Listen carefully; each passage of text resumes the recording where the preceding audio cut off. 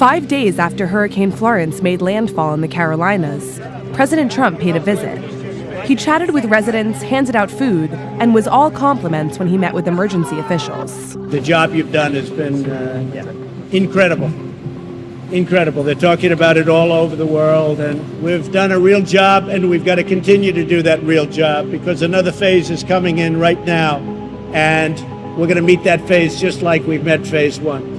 If it seems like Trump wants to show that the response is moving quickly, that may be because his administration has been on defense ever since Hurricane Maria struck Puerto Rico, killing what's now believed to be about 3,000 people. His stop in North Carolina was in the town of New Bern, where waters have been receding, but that's not the case everywhere in the state. Here in Pembroke, a small inland town with about 3,000 people, it kind of feels like day one. Military vehicles have been making their way in and out of flooded streets. Rescue crews are searching for people and animals, entering by boat and flying over by helicopter. Most of the town, which sits along the Lumber River, didn't flood during the storm, or even immediately after it. It flooded early this morning, surprising families who thought they had made it out unscathed.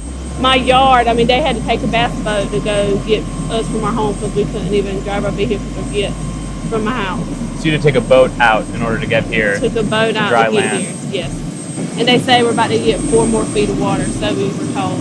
So it's just starting here. Yeah.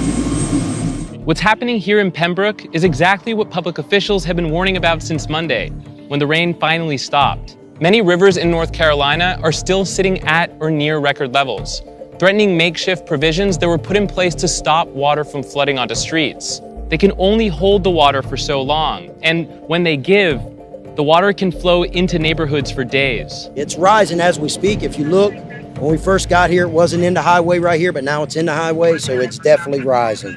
It's still rising.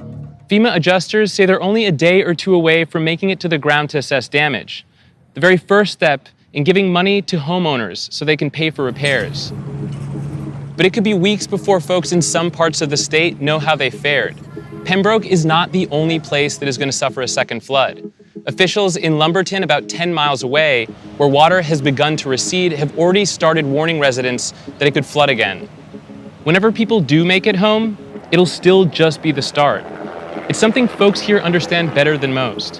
Hurricane Matthew hit 2 years ago, but it was just this past June that Robeson County announced it would be getting $11 million from FEMA to repair, replace, or demolish 119 buildings. I think it takes years because even there's some people around here that it's been 2 years, not even 2 years, and they're still not back to normalcy from Matthew. So I think it definitely takes years. It's sad.